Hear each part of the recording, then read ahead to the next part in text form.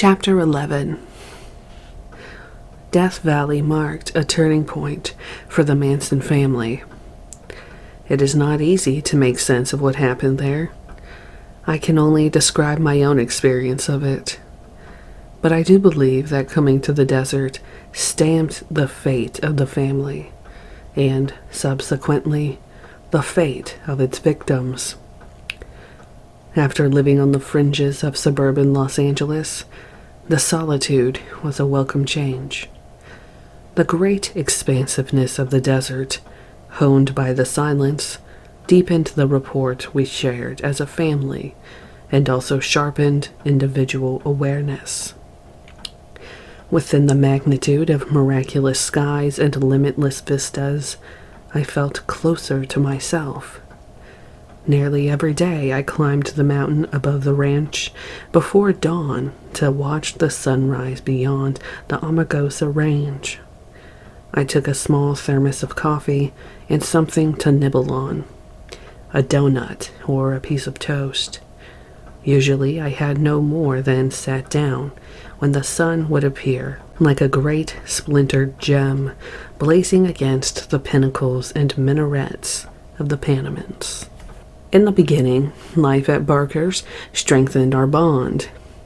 We played nightly and our music got better. We began teaching the girls to sing harmony. Though Charlie was always the lead vocalist, everyone got involved in the music. Brooks and Clem played the guitar. When Bobby was around, he played too and sang background. I alternated playing the horn and the flute. We spent hours practicing, refining old songs, writing new ones, rearranging melodies. Some of my fondest memories are of afternoons we spent under the cottonwoods, surrounded by the mountains, singing. A natural cathedral, sculptured out of granite and sandstone. Nothing brings people closer together than their own voices and song. And our music, at least for a while, was good. Charlie was certain we would eventually be recorded by a major record company, and that our songs, like those of the Beatles, the soul, would be an inspiration to what he called the young love, the youth of America. When we weren't singing or working around the ranch, we took small expeditions into the mountains and down the ravines, exploring the interminable maze of grottos, fissures, passageways, and deep, winding canyons. At night, we often hiked up to the Myers Ranch and built a fire before gathering around to listen to Charlie rap. More and more he preached that there were no leaders, no rules, and that all we needed was to submit to the cosmic vibrations around us. Charlie sat in front of the fire with his legs crossed in front of him. He was often clad in Levi's, a plaid shirt, and heavy wool socks, his hair invariably curling around his head in tiny ringlets. "Here we have no leaders," he said. "I'm not the leader. How can I be the leader when I have to wipe your asses and get you a blanket? The leader is the slowest one among us. The slowest is always the leader, 'cause we have to wait for him. He sets the pace. Pooh Bear and Zizos are the leaders, dig, 'cause they got us waiting on them. And that's the way it should be. For now, 'cause they can teach us. They can teach us not to think and to do what we feel and be on the point of what love is." During the first month, we all felt good. Somehow, the very act of coming to the desert as a family was proof of a certain destiny. There was a genuine grandeur about it which gave us a sense of our own grandeur. It seemed that all our preparation and programming had been for a reason. We saw the desert as a reward, It was like coming to a new land, a new planet. It seemed inevitable, and somehow it validated Charlie even more. Like many spiritual leaders, he had led his followers to the desert. It seemed right. We had been through some of the heaviest group therapy sessions imaginable. We had worked for months at submitting, letting go, shedding our egos. It had not been easy. These sessions continued in Death Valley, where the atmosphere was even more intense than at Spawn's. At Barker's, we had little outside influence.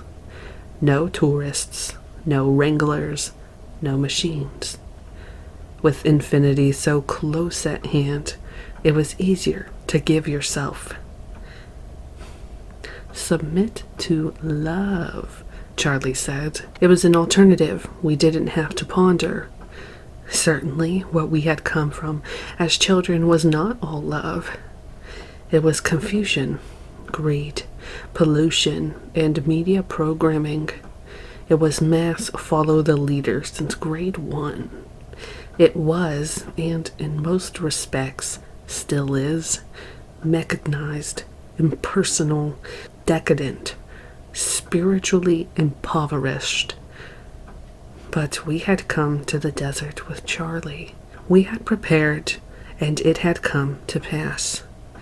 A family of 25, most of us from greater Los Angeles, products of the middle or upper middle class, sons and daughters of well-to-do and respected pillars of the American nightmare, 25 survivors from the bowels of the inferno, standing before a battered, twisted, high-powered ex-convict under the scorching sun of a timeless desert, looking for love. It was insane, yet it was a fact. No sense makes sense. Certainly I had doubts. We all did. But man always feels doubt. In the face of the cosmos and his own glaring imperfections, what else can he feel? Our initial euphoria, however, was short-lived. Gradually, things on a spiritual level began to degenerate. The group sex sessions became more strained and self-conscious. The very fact of being in the desert, where we anticipated such good results, made it worse. We all wanted so much to make it that we created further anxiety. Brooks, for example, just couldn't function. At Spawn's, he could always go down to the corral, and his absence wasn't conspicuous. But at Barker's, there was nowhere to hide. He had to take part in the sessions. It made him so overwrought at times that he'd roll up into a fetal position and just lie there, quivering. One morning, he and I were standing by the woodpile talking. I was about to reply to a question he'd asked when suddenly his eyes rolled back in his head and his body stiffened. Seconds later, he dropped, face down and rigid, like a felled timber, striking his forehead against a log. Blood gushed from the wound, and Brooks didn't utter a sound.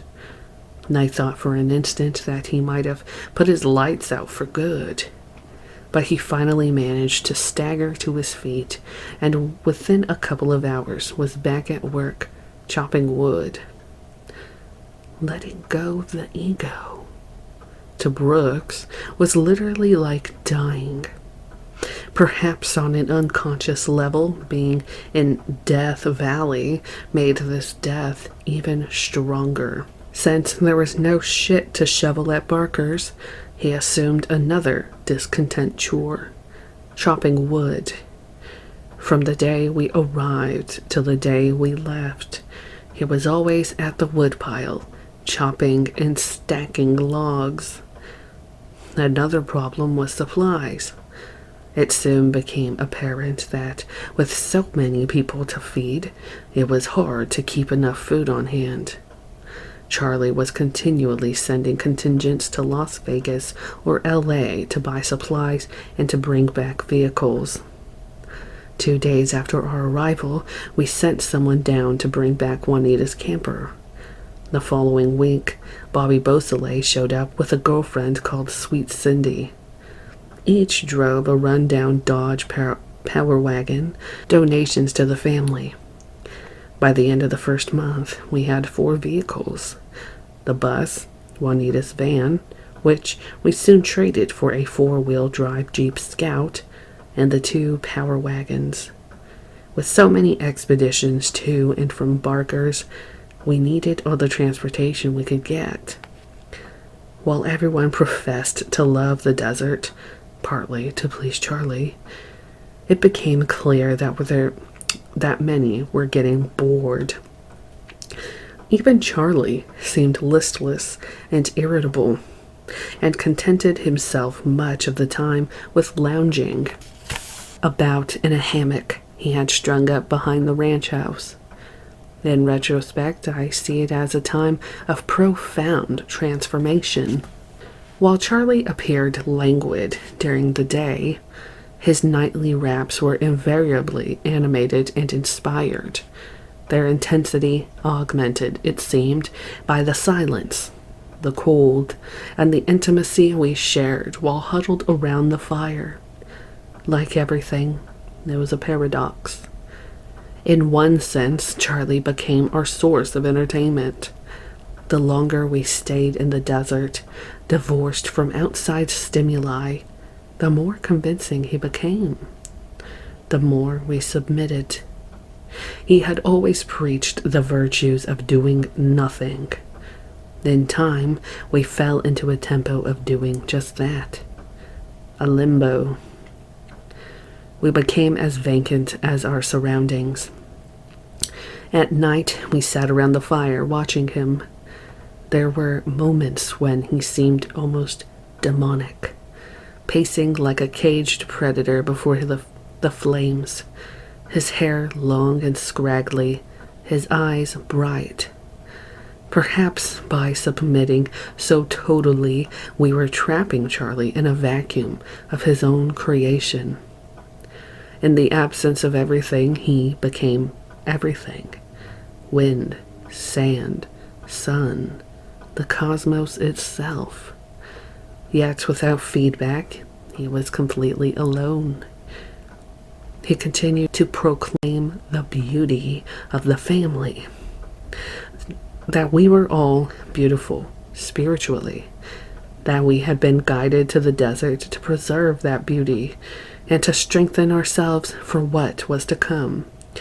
There was a destiny at work which would see to it that our purpose was filled.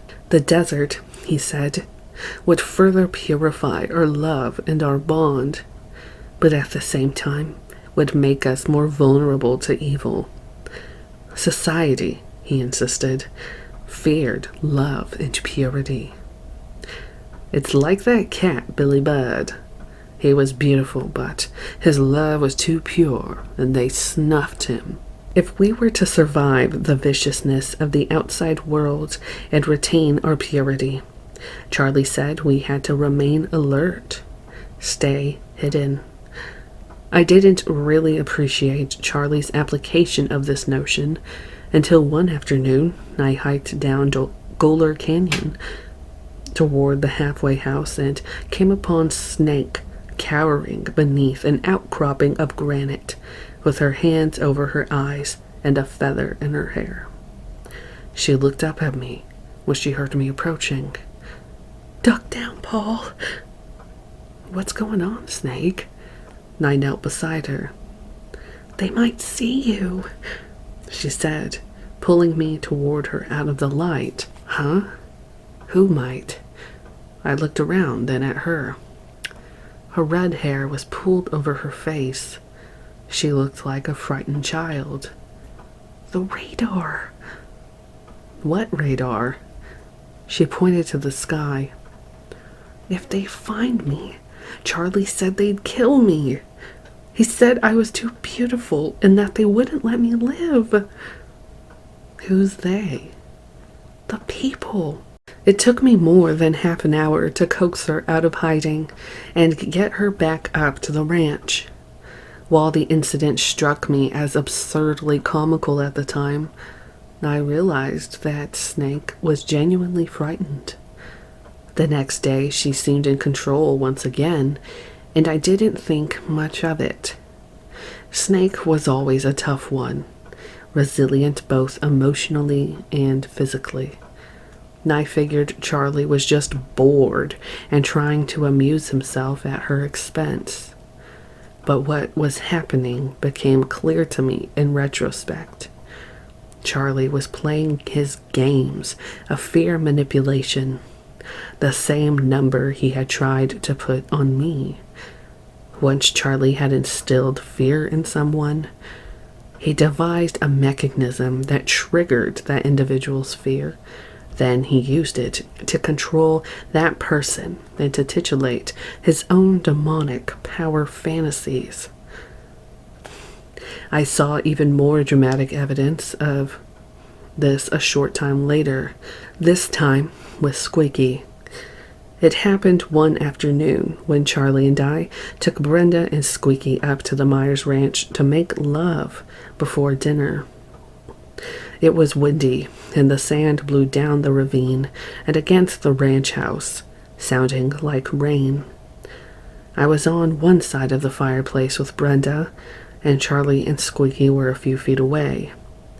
They had just finished making love when Squeaky started to moan and convulse on the floor as if she were going into an epileptic seizure. I flashed immediately on the freak-out scene at Spawn's when she had gone berserk in the woodpile. I was curious to see how Charlie would handle it. "Charlie, Charlie," she whimpered. Charlie straddled her and grabbed her wrists. "Okay, Lynn," he panted. "It's okay. Just tighten your fingers. If they want to tighten up like that, go on and tighten them. Tight as you want. Go on, tighten them good. Yeah, tighter. Tighter. Come on, tight as you can."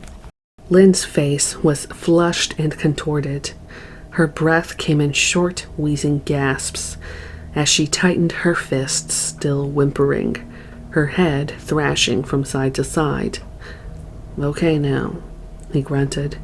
"Just relax them. Just a little. Yeah."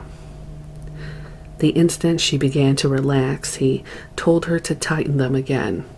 "Good. Now relax. Tighten. Relax. Tighten. Good, Lynn. Relax. Tighten." By alternating commands, he was gradually able to calm her down and work her out of the convulsions. Then he had her follow the motions he was making with his hands, until finally they both moved like one person. There's no doubt in my mind that Charlie had the knowledge to deprogram Lynn of that condition, but he chose not to, preferring instead to maintain control over that mechanism, thus placing Squeaky in a position of complete dependence on him. Seeing this, I was later able to understand the desperation she had experienced during the freakout, when it became clear that Charlie, literally her savior, was in some respects more dependent on her than she was on him. I was also able to understand, for the first time, why no one but Charlie made love with Squeaky. 2 months passed. The games continued. Games of concentration, submitting to the motion, letting go. I'd been in the family half a year, and Charlie was still testing people's loyalties, manipulating their fears. Near the end of November, he put me through another test. It happened when Bobby Beausoleil came to the ranch with sweet Cindy. Cindy was 18 and extremely attractive, with reddish blonde hair and a curvaceous, compact body. Her large green eyes looked like a pair of Koh-i-Noor diamonds. It was clear from the onset that she was not going for Charlie's rap, and this was unusual. Generally, when Charlie laid his trip on a visitor, the person would wind up agreeing with him wholeheartedly. With 25 other people agreeing, it was hard to do otherwise. It got to be automatic. We'd all joke about how long it would take for the visitor to fall into the hole, meaning to accept Charlie's trip without reservation. Hole, in this case, meant a hole in the infinite. It also had the connotation of whole, W-H-O-L-E. Ironically, it had never occurred to us that falling into a hole could be considered a misfortune. Cindy wanted to return to LA almost at once, but both power wagons needed repairs, and there were no other vehicles available. It was obvious that Bobby wanted to split too. Finally, Charlie got pissed off and said someone should walk them both to Ballarat, where they could catch a ride back to LA. He looked at me, which meant I was to volunteer. It was nearly 25 miles to Ballarat from the ranch, and it was already late afternoon and getting cold. There was a pregnant silence while Charlie waited for my response. He knew I would go. My position in the family was again being tested. Bobby and Cindy had no idea what we were in for, but I did, and so did Charlie. The hike through Goler Canyon took about 3 hours. We reached the plateau at the foot of the wash and stopped to rest. It was dark, the night crisp, clear, and biting cold. Cindy pulled on a pair of wool mittens and zipped up her parka. Her hair was tucked inside a faded navy blue sailor's cap. Bobby and I wore army jackets and cowboy boots, but they didn't begin to keep out the cold. "Jesus," he exclaimed. "It's freezing up here." Yeah, it's a bitch," I concurred, trying to decide whether or not we should even try walking out. And I looked at Cindy and she smiled. I could sense her relief to be on her way home. "How far is it from here?" she chirped cheerily. "A long way. Let's get going." We set out at a good pace, 3 abreast, along the valley floor, talking little to conserve our energy. The soberness of my attitude seemed to rub off. They knew we were not in for an easy time of it. A chilling wind banked off the canyon and funneled in at our backs. More stars appeared. It got colder, and gradually Cindy fell behind. We waited for her, then took off again, swinging our arms to keep the circulation active. Again, she dropped behind, and we waited. "Come on, Cindy," I urged.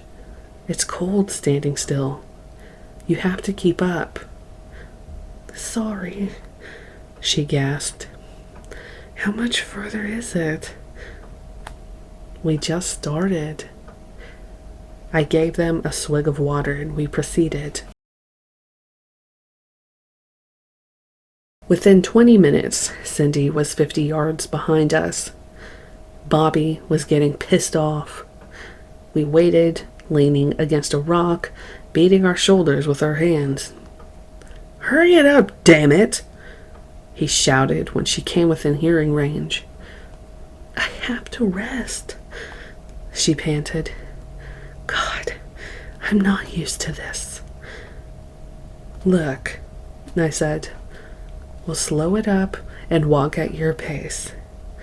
The main thing is we stay together. How fast do you want to go? We started off.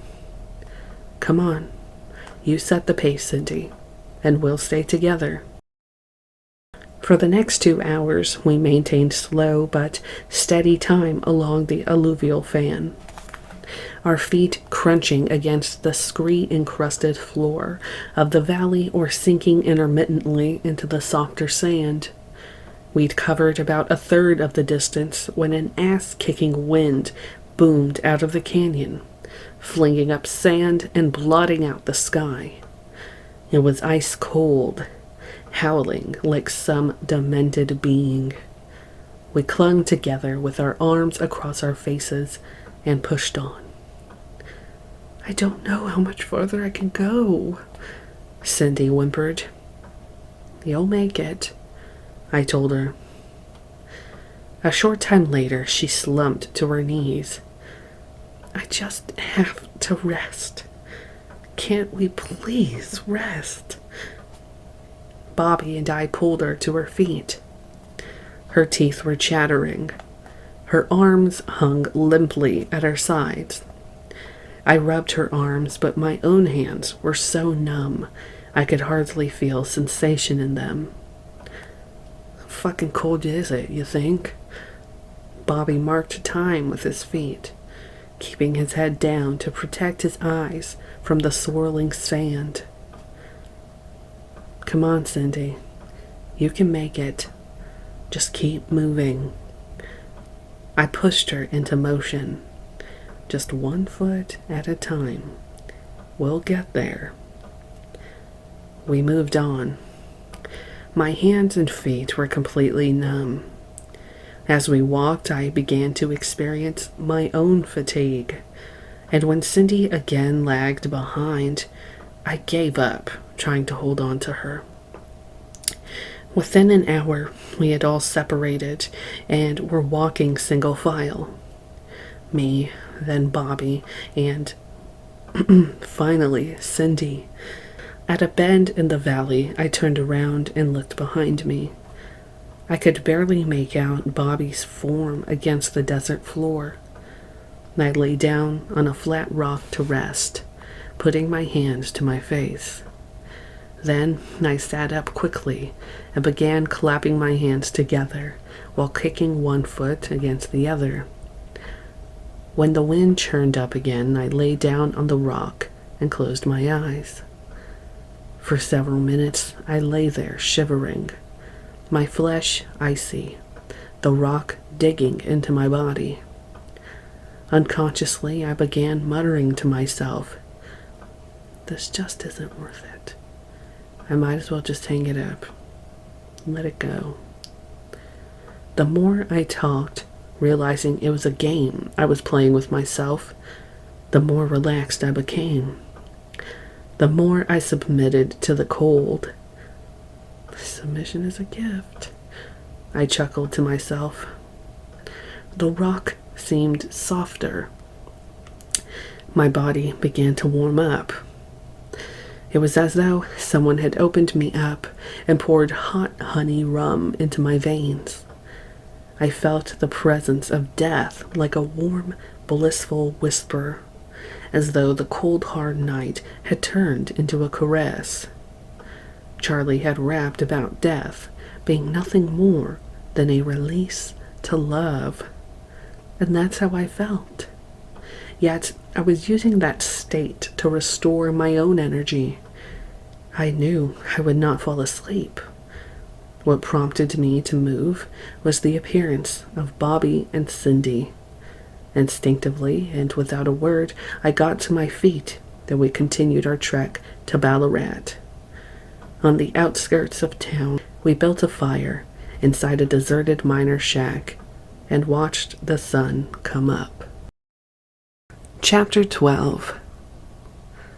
The subtlety of bizarre changes in the family was hard to determine, since everyone pretty much went along with Charlie. Still, the focus and cohesiveness of the scene had disintegrated. Most of the family simply weren't ready for the utter solitude at Barker's. Charlie's own detachment was obvious. One night during a rap, he paused in the middle of a sentence and stared straight ahead as though addressing a presence above our heads. "I came to you," he said softly, his face wearing a distracted expression. "As a deer in the forest, I came to you with wonder in my eyes and love in my heart for you. For you were man and you were God, and I could see it. I came to you with love, and you slaughtered me." Though it didn't register consciously at the time, his statement was a prophetic one. It was the first sign that the flower child in Charlie Manson was dying, wilting away in Death Valley by day, freezing by night. Maybe the scorpion had returned to the Valley of Death, where he belonged. Then, all at once, things changed dramatically. Charlie returned from LA and a meeting with Dennis Wilson and Greg Jacobson to discuss the chance of our recording an album. He appeared agitated yet enthusiastic. He said there was more violence in the city, that the blacks were on the verge of a full-scale revolution. "It's just a matter of time," he declared. "The shit's gonna come down. It's gonna come down hard." What was different, however, was Charlie's attitude. Instead of advocating passive resistance, instead of seeking to remain aloof from the impending conflict, he began speaking of the family's role in it. "What we need to do is program the young love to split. When the scene comes down, they're gonna need someplace to go. Well, we got that place. We're here, and we can show the young love where to come. And we can show them with music." Suddenly, we were no longer coming from nowhere and going nowhere, with nothing to do but make love. Now we had a purpose. The timing was perfect. As things had started to fragment on one level, Charlie, perhaps unwittingly, had shifted gears, jolting us out of our passivity and indolence into an attitude of action. We had a responsibility to the real world. What we had worked to achieve at Spawns, a level of psychic and spiritual freedom, a oneness, would be communicated to others. Since we had all tasted of city corruption and violence, we saw a virtue in leading the young love away from it. That's why we had come to the desert. The more Charlie talked about it, the more convincing it appeared. I began flashing on the article about the cop who shot the 16-year-old black kid. I recalled what had happened in Watts, and I remembered the rap of black Muslims in San Francisco. It hadn't been a year since Martin Luther King was gunned down. Each time I went to LA from the desert to get supplies, I found myself scrutinizing the faces of blacks in the streets, looking for signs of discontent. Charlie had programmed us to see it, and we did.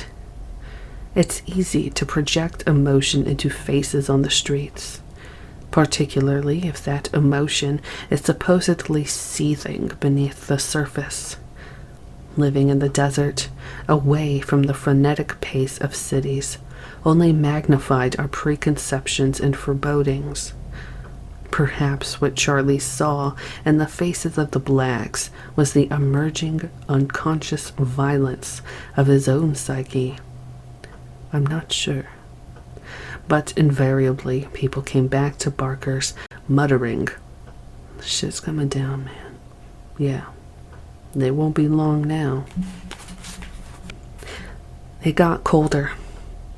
Thanksgiving came, and we had a huge meal around the fire at the Myers Ranch. The next day, it snowed. Brooks Poston chopped wood. So did I. In early December, the weather drove us together in huddling, cuddling groups. To sleep, we packed side by side like sardines under blankets and sleeping bags. Bodily friction was no longer a luxury. Only Charlie's raps fired the air. Bundled in sweaters and a parka, he clomped the floor at night in his motorcycle boots. His hands thrust into the pockets of his jacket, his words crisp against the cold, his respiration visible white puffs. But he no longer looked like the inspired, soft-spoken guru, but like a general briefing his troops before battle. Now there was structure to what he preached. Everything that had seemed so nebulous before now had direction. Our songs reflected the change. It's time to call time from behind you. The illusion has been just a dream. The valley of death, and I'll find you. Now is when on a sunshine beam. So bring only your perfection, for their love will surely be. No pain, no fear, no hunger. You can see, you can see, you can see. Naively, perhaps, we all thought Charlie was right, that we had a duty and that everything we had worked for could now be applied to our music. I've often wished we had recorded some of the sessions we did at the Barker Ranch at the base of the mountains. We worked hard, hours and hours, and it showed. As a professional musician, I could say without reservation that what we were doing was as good as, and in most cases better than, some of the top-selling records of the day. Though Charlie had spoken to us of violence, the violence of the revolution, there was never any talk of us doing anything but music. We had yet to hear the words helter-skelter. In mid-December, Charlie sent out 2 contingents from the ranch, one to Sacramento, one to Los Angeles. The Sacramento group, which included Tex, Sadie, TJ, Katie, Stephanie, Ella, and Leslie Van Houten, went to buy Zuzus from a candy connection on the outskirts of the city. We were all pretty much addicted to Zuzus, and Charlie wanted an excuse to put the bus on the road again. He didn't like leaving it parked unattended at the foot of the wash. Meanwhile, I was to take Snake and Gypsy with me to Los Angeles to buy supplies and go to Spawn's, where Gypsy would take over George duty for Juanita. After that, we were to rendezvous with the candy trip in Malibu. The first night in L.A., I went with Snake and Juanita to Westwood Village to see the Beatles' film, The Yellow Submarine. Afterward, we visited a friend of Charlie's in Topanga Canyon, who asked if we'd heard the Beatles' White Album, released just days before. When we said no, he played it for us. The following morning, I called Charlie, and he said to come back by way of Vegas and to trade in Juanita's van for a Jeep, which we eventually did. By the time we finally got back to Barker's, Charlie had gone to L.A. to meet the Candy Run. He, too, spent the night in Topanga and heard the White Album. After that, things were never the same. 2 days later, Charlie drove the bus back from L.A., not wanting to leave it at the foot from Goler Wash. he decided to bring it all the way to Barker's by taking a back road on the far side of Death Valley through Shoshone and Furnace Creek, and then down a horrendous, twisting, rock-strewn gorge. By the time he arrived, the bus was a wreck. The outside dual tires and the mufflers had been ripped to shreds, gouged by the rocks. The interior was also torn up by a cord of wood that had broken loose and had battered everything. It sounded like a tractor as Charlie drove it behind the ranch house and parked. It was New Year's Eve, 1968, and colder, TJ quipped, than a dead celibate's nuts. But Charlie was fired up. The White Album had turned his head around. That night, we all hiked up to the Myers place and built a roaring fire. Everyone was back. We had a full supply of food, candy, beverages, and enough wood to keep the fire stoked and blazing. Charlie was completely energized. His mood charged everyone. It was like a ritual gathering of some desert tribe to make New Year's resolutions. A ceremony before the fire. The flames reflected in Charlie's eyes as he spoke. Are you hep to what the Beatles are saying? Dig it. They're telling it like it is. They know what's happening in the city. Blackie is getting ready. They put the revolution to music. It's Helter Skelter. Helter Skelter is coming down. Hey, their album's getting the young love ready, man. Building up steam. Our album is going to pop the cork right out the bottle. 2 days later, Charlie and TJ split for Los Angeles to try to negotiate with Dennis and Greg Jacobson. Greg was married to the daughter of one-time comedian Lou Costello and had some good contacts in the record business. He had met Charlie in May of 1968 and had always encouraged him with his music. Charlie didn't need much encouragement. By that time, he was determined to get our album on the market. Charlie's burst of energy seemed to revitalize everyone from the stupor of winter cold. While he was gone, we all listened to the album over and over, particularly to 5 songs: Blackbird, Piggies, Revolution 1, Revolution 9, and Helter Skelter. Sitting high in the Panamints around the fire, the songs did seem strangely prophetic. We listened to Helter Skelter, to the discord and caterwauling of Revolution 9, which ends with machine guns firing and people screaming in agony as though it were the end of the world.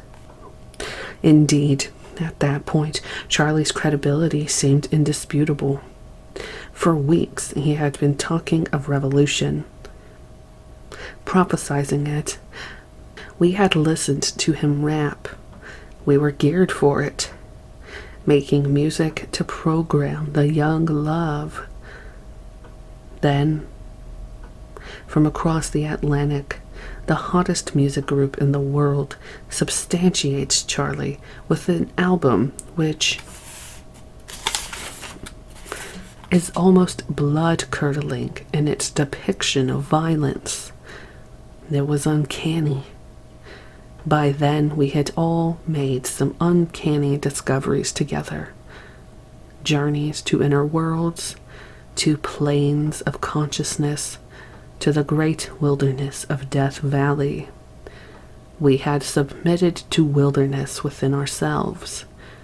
We had experienced ego deaths. We had watched each other letting go, submitting to fear, releasing to the love which was Charlie, Few of us doubted Charlie's power. He had alluded often to his being a spiritual medium, a hole in the infinite, a latter-day Jesus Christ. Why not? On the eve of the new year, 1969, the rest of the world seemed no less insane. From the day I joined the family, Charlie referred to the Beatles as the soul, and later even called them part of the hole in the infinite. Certainly the group had affected and directed to some extent the early family philosophy. Their album, Magical Mystery Tour, set the tempo of our entire trip during the early days. The idea that life is what you make it, that you're free to be what you are so long as you submit to the forces inside you. Turn off your mind, relax, and float downstream. Charlie believed in the Beatles, and we believed in Charlie. By the time the White Album was released with Helter Skelter, both Charlie and the Beatles had been more than validated in our minds. Around the 10th of January, TJ returned from LA in the Jeep. I was working with Brooks and Clem, stacking wood alongside the ranch house.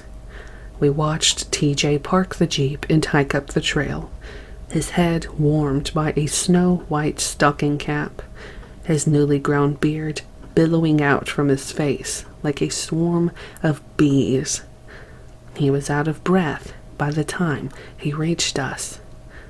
"Charlie says we should all come to LA," he announced, trying to catch his breath. "He's got a place in Canoga Park where we can stay." TJ looked at me. "He says you should pick someone to watch this place and for the rest of us to boogie on down there today." He fumbled for a cigarette in his shirt pocket, then extracted it from the package with his lips.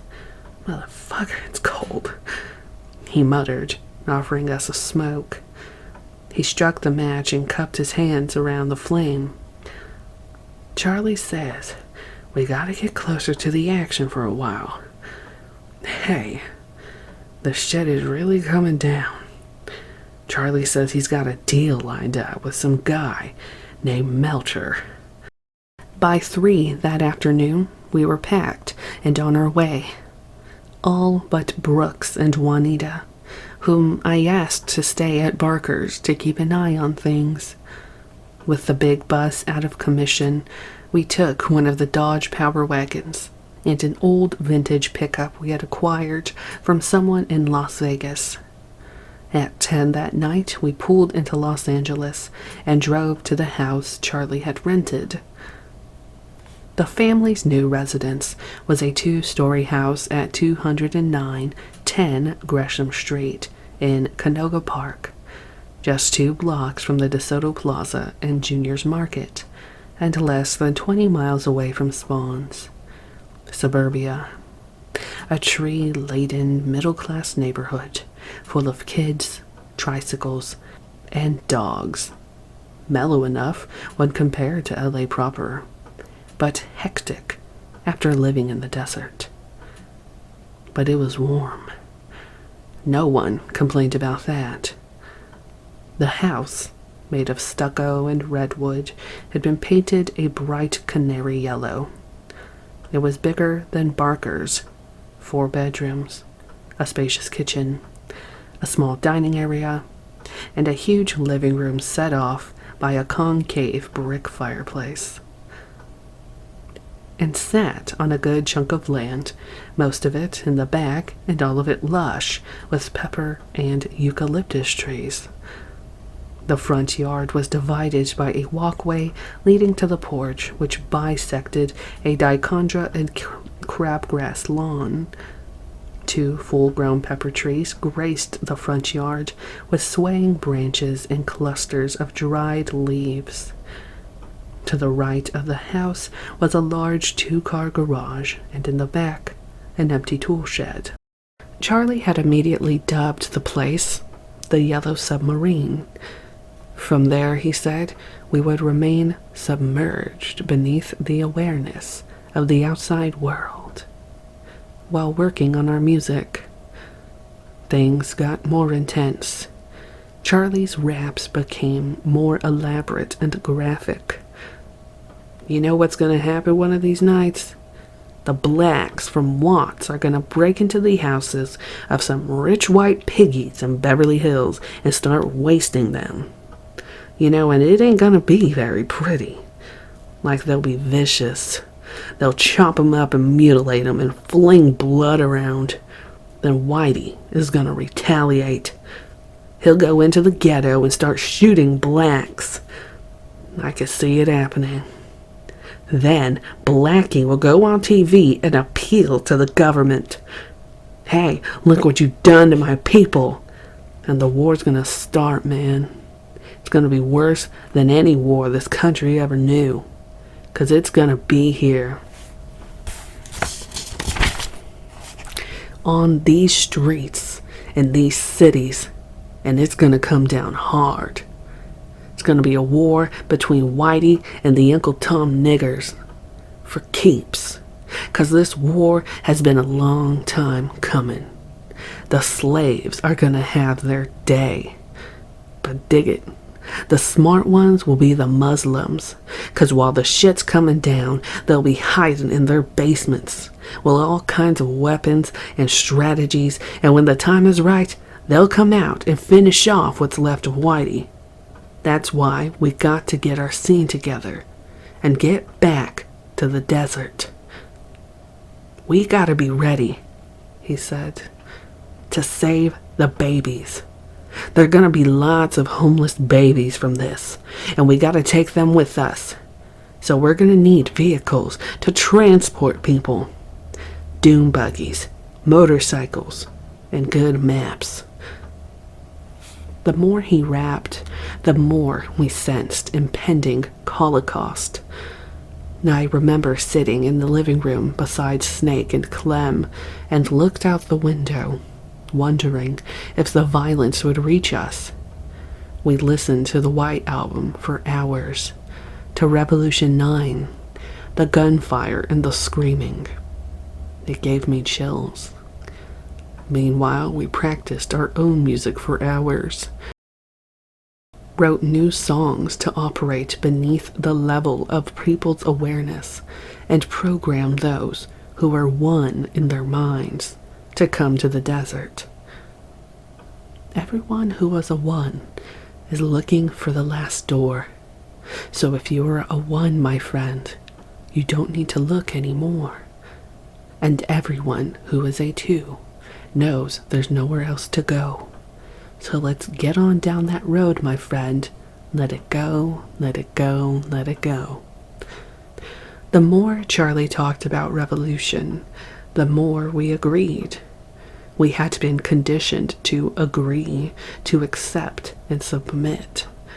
We had also learned that often just agreeing was enough. That if Charlie saw you were willing to experience something, it would not be necessary to actually doing it. At times I felt Charlie was merely testing us, gauging our reaction to his gory descriptions. Later, when he started talking about mounting machine guns on the roll bars of our dune buggies to defend ourselves against the pigs. While the guys drive, the girls can man the machine guns. It sounded pretty far-fetched, and I felt often that he was playing games. When people said, "Yeah, sure, Charlie, far out," subconsciously they were playing the old games without really digesting what he said. Yet they agreed. It may well be that, in time, with so many people going for his rap, Charlie became a victim of his own imagination. Perhaps the power of all that agreement created a reality, until ultimately he really believed he was destined to engineer a race war. One day in mid-February, around 10 a.m., Charlie asked me to ride up to Spawn's with him in the Jeep. I grabbed a handful of plums from a bowl in the kitchen and followed him out to the car. We drove to the end of Gresham Street and turned left on Varial, then took the back road over to Topanga Canyon and proceeded north. It was cloudy and overcast, but Charlie seemed as loquacious as ever. I want to see how things are shaping up at Spawn's. Talk to Juan and get a little scene going out there again. I'd like you to bullshit with George while I look around. Sure. When we passed Devonshire, then crossed the intersection at Chatsworth, Charlie pointed to a black guy on the sidewalk with a white girl. They were holding hands. Dig it, man. That's why Blackie's been so pacified. Still got a handle on Whitey's women. He's up in Haight-Ashbury now, raping the young love, expending all his energy. But now that the young love is starting to split, he's gonna get real frustrated, you know? And that's when he's gonna blow it. Just before we reached the foothills, Charlie stopped at a liquor store and ran inside to buy some donuts. He was already eating one when he climbed back into the Jeep and handed me the package. I took a donut as he brodied out onto the highway, then turned onto Santa Susana Pass Road. It was good to be out of the congestion, though Spawn's is just 5 minutes away from the business district of the San Fernando Valley, about 8 miles off the freeway. It lies in the foothills and gives the illusion of total isolation. We wound along the base of the foothills, past the railroad tracks, then accelerated up the hill toward the curve where Clem and I, months before, had totaled Dennis's Ferrari. "Hey, man," Charlie said after a long silence. "Speaking of young love, how about you hustle some new blood? You know, maybe enroll in that high school. I see some fine-looking girls walking to school in the morning. Can you dig that?" "Sure, why not? Maybe I could get my diploma." Charlie chuckled. "Yeah, get educated. Study the mystery of history and the rammies jammies. And in the meantime, we'll call it the in-between time. Then, on the other hand, of course, you have a ring." Charlie looked down at his left hand, the middle finger of which sported a turquoise ring. "Now," he went on, "take the toad's toenail. Pretty, ain't it? Bleep bleep, right in a Jeep." We turned in at Spawn's and drove alongside the saloon and parked. Tommy Thomas emerged from under the building, barking, and Charlie stooped to pat him. Moments later, Randy swaggered out of the barn, and when Charlie shouted, Randy waved back and smiled. "Look, he's grinning," Charlie said through his teeth, still grinning. "Must have taken a good shit for himself." "What's happening, Shorty?" I greeted Shorty Shea as he came out of the tack room behind us, carrying a saddle and a handful of bridles. "Not much. Howdy, Charlie. Where you guys been?" "Oh yeah, Death Valley. Squeaky says it's nice out there." "Colder than a well digger's ass at night," Charlie quipped. "I bet."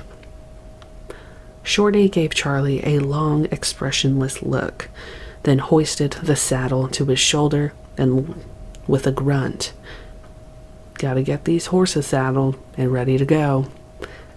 He ambled off toward the corral, where Larry and Juan Flynn were saddling mounts for a gang of tourists. Juan had moved back to Spawn's to work full-time for George as a wrangler. He showed up on occasion at Gresham Street, but infrequently. Juan was one of the first to start drifting away from Charlie's orbit. Charlie sensed this and wanted to find out why. Charlie slapped a fly at his cheek.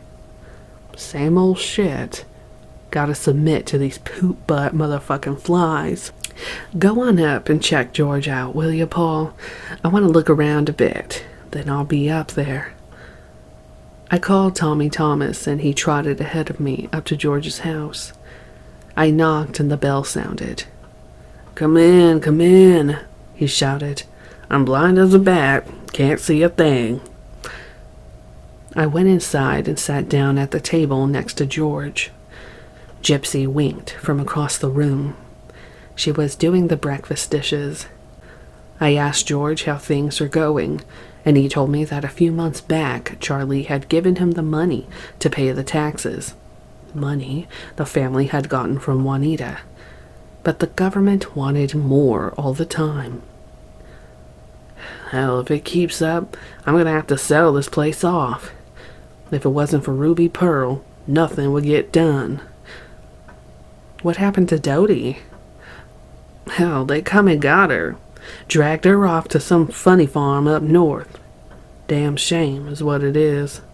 She never done anything to hurt anybody. Who you got living in the back ranch house? Some fella and a gal and a baby. Fella says he's James Dean's brother. Damned if I know. But they're okay. They pay right up. A few minutes later, Charlie came in.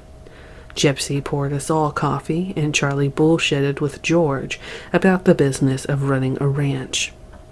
Soon, Charlie was cracking jokes, and both he and George were laughing uproariously. Damn, Charlie gasped. All that laughing makes me fart, George. Nothing wrong with that, George snorted. You know the old saying, a farting horse will never tire, and a man who farts is good to hire. After we left George's, Charlie grabbed his guitar from the back seat of the Jeep, and we walked up the trail into the outlaw shacks. We sat on the steps a while and talked. Then Charlie started to play. Just like when you first come to Spawns, he mused. He began singing nonsense songs, and I joined in. He'd do a verse, then I'd join in. Then I'd do one, and he'd sing along. In a matter of minutes, we were in perfect syncopation, anticipating each other with almost absolute precision. Since the day I met Charlie, we'd always had this uncanny sense of timing. It was like complete psychic harmony. It was always there, and it seemed to amaze Charlie as much as it did me. What Charlie and I achieved during these duets is what he sought to bring together with all the family on all levels. A single flow of energy. Such complete submission to impulse that all energy became a single force unto itself. This was a profound concept, one I came closest to experiencing when we did music together. While it tied me very closely to Charlie, it also linked him strongly to me. Suddenly he set down the guitar. Hey man, he said, take my hand. He held out his right hand. Rub it. Go on. Pretend I'm Snake. He sniggered. I rubbed his hand with the fingers of my right hand. Do it again. Keep doing it. Yeah. Wait. He pulled his hand away. Dig it. Never make the same motion twice. Vary it, you know? He took my hand. Rub it like this, then change it. Improvise. Get the feel. You see, it's like the music, man. You change the beat, you feel it, you tune into the soul. Hey, it's like making love. You can't just bang away, bang, bang, bang with no rhythm, no sense of surprise. It ain't the meat, It's the motion. That's where it's at with anything that's got some soul. But you have to let it flow. Let it be what it is. 'Cause it's all one rhythm. Hey, you ever seen motion like this? Charlie began moving his hands like a belly dancer's, waving them around, under and over each other. See, he said, no two motions are alike. Every motion its own. Pretty soon they go by themselves, you know. Look at the motherfuckers. They're alive. Later, we walked back to the ranch house to say goodbye to George and Juan. When we passed Randy on our way out, he waved. Take it easy, Paul. Charlie. Hey, don't step in any horse shit, Charlie bellowed. Driving back, Charlie told me the vibe seemed okay at Swan's. George ain't no problem. Gypsy and Squeaky take good care of him. I want to start stashing some vehicles and parts up there. Put some campsites along the creek, you know. Maybe we better check back on the fountain, too. See what those crazy bastards are doing. As we turned off Santa Susana, Charlie asked if I wanted to hear a song he'd just written, and without waiting for an answer, proceeded to belt it out. The song, The Eyes of a Dreamer, a fast-moving ballad, was one we would later record on our album. It said a lot about Charlie during those days before the Holocaust. It's all in the eyes of a dreamer. It's all in the eyes of a man. All the things we've done in life, and all the things we planned. Can the world be sad as it seems? Where are your hopes? Where are your dreams? They're in the eyes of a dreamer, in the eyes of a man. All the songs have been sung, and all the saints have been hung. The wars and cries have been wailed, and all the good people have been jailed. Charlie glanced over, grinning. He had both hands on the steering wheel. His head was tilted back, his hair flowing. Dig this next part. The moment is ever constant in the mind. Everywhere I look, the blind lead the blind. Here's your chance to step out of time. There ain't no reason, and there ain't no rhyme. For the trouble you bring is the trouble you bring. And a thing is a thing, is a thing is a thing. It was 2:00 by the time we got back to the house. I had Stephanie draw me a bath.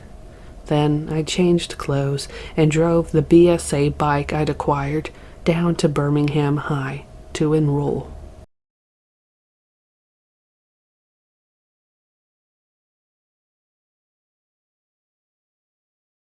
Chapter 13. Living in the midst of the San Fernando Valley heightened my desire to return to the desert. The tragedy of city life is that you forget what fresh air and real color are. Everything is shrouded in gray. Color and fragrance are muted to the point of extinction. I envied Juanita and Brooks being left in the desert and recalled Juanita's rap about Mexico. She spoke of the small tropical villages she had lived in, of all the smells and colors, and how she missed the fresh fruits of the marketplace. Mangoes, papayas, coconuts, pineapples. Her words prompted memories of my childhood in Lebanon. By comparison, LA seemed dead. Charlie's right, she told me. LA is intense. It's Doomsville. Life in the Yellow Submarine was intense. There always seemed much urgency in the air. We had to be ready when the shit came down. Instead of rejecting the real world, we were forced, at least temporarily, to become part of it. Charlie began, gradually, to recruit a more macho element to assist us. Mechanics, bikers, and ex-cons who could score and repair dune buggies and Harleys, vehicles we needed for the desert. While he rarely allowed these guys into the inner circle of the family, he kept them around, enticing them with girls and dope.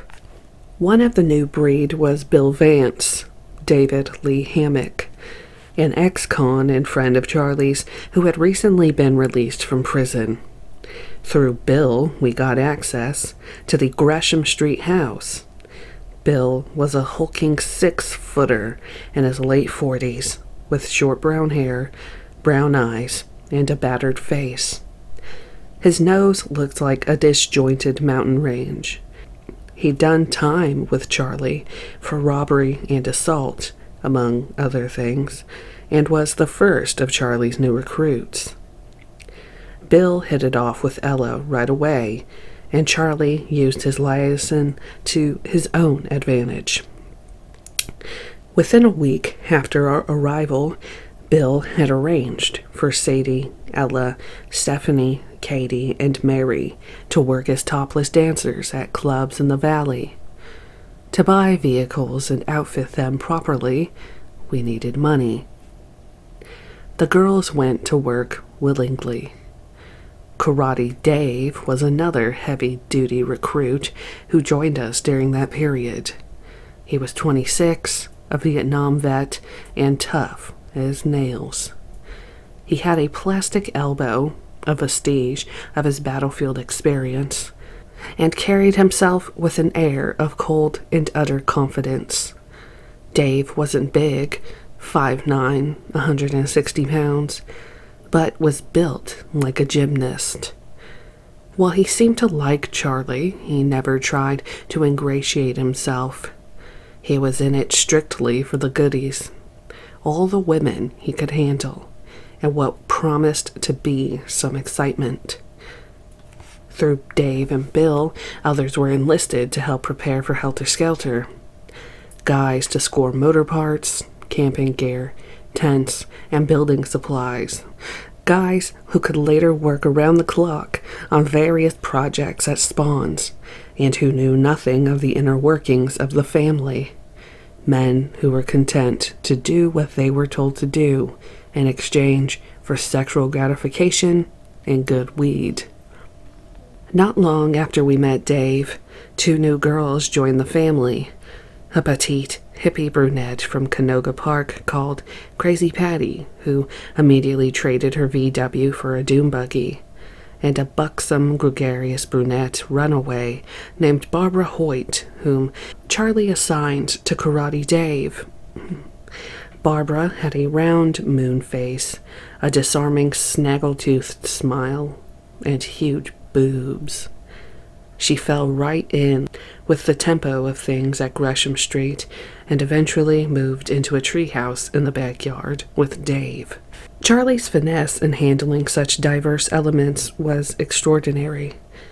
While laying out his spiritual rap on the family, creating a reverent, almost sacred feeling of brotherhood and intimacy, he was able to bullshit with the Macho Brigade in their own language, bringing them close to our scene, but not close enough to really understand the subtleties of what was happening. While his female flower children made love to rednecks and ex-cons, Charlie continued to woo the establishment of the music world. Dennis Wilson, Greg Jacobson, and Terry Melcher, Doris Day's son, who he hoped would give us the break we needed. And all for a single purpose: Helter Skelter. By the end of February 1969, we considered ourselves a band of tuned-in, spiritually hip revolutionaries, destined to make a mark on a decadent, disintegrating civilization. By then, my stint as a student at Birmingham High had come to an end. After 2 weeks of classes, I'd gotten bored, but not before luring several attractive girls to Gresham Street to get loaded and make love. While none of these girls ever joined the family, my success pleased Charlie. Motherfucker, those little gals just love your ass. Meanwhile, we practiced our music daily. Within a month of our arrival, we'd purchased all new sound equipment and 2 new guitars. Through Dennis and Greg, we lined up recording sessions at Brian Wilson's studio. But none of them went well. Charlie wanted Terry Melcher, the owner of a record company, to come and hear us at Gresham Street. All we need, he said, is a chance. One break and we get this album together. It's gonna happen, man.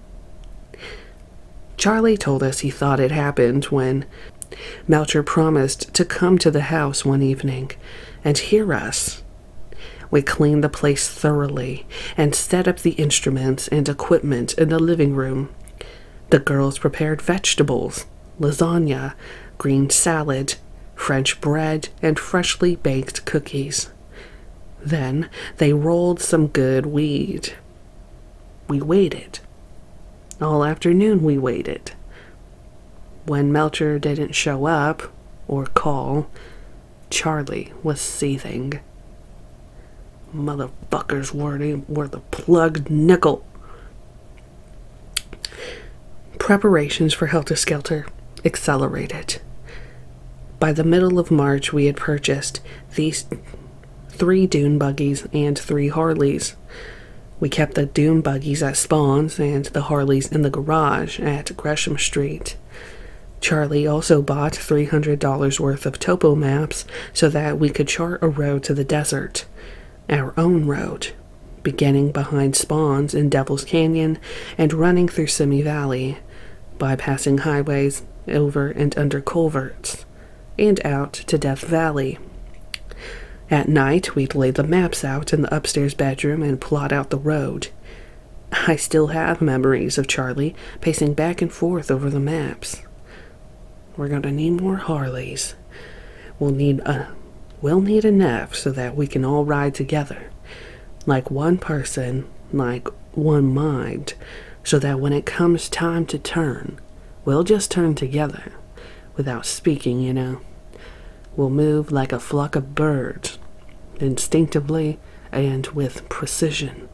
For hours, we labored over the maps, pinpointing potential command posts and campsites along the way. By the end of the month, we had the road pretty well laid out. We began making sorties into Devil's Canyon, scouting out the terrain in our dune buggies, plotting the road.